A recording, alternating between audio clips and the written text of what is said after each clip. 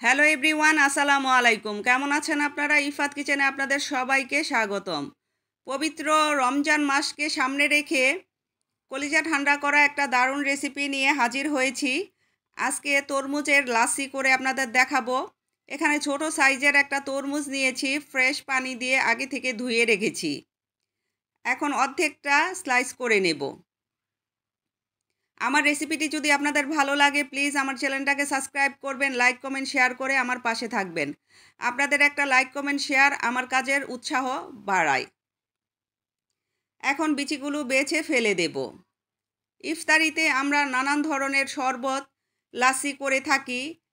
এই তরমুজের লাসিটি আপনারা করতে পারেন, আশা করি আপনাদের অনেক ভালো লাগবে।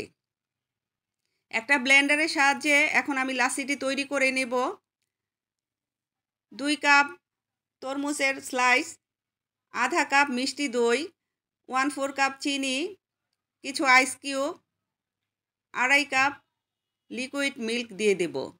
দুধটা আমি আগে থেকে জাল করে ঠান্ডা করে রেখেছিলাম। এখন ব্লেন্ড করে নেব। এই তো আমার লাসি তৈরি হয়ে গেছে। এখন সার্ভ করে আপনাদের দেখাচ্ছি। গ্লাসের মধ্যে কিছু আইস কিউব দিয়ে লাসিটা আমি ঢেলে দিচ্ছি।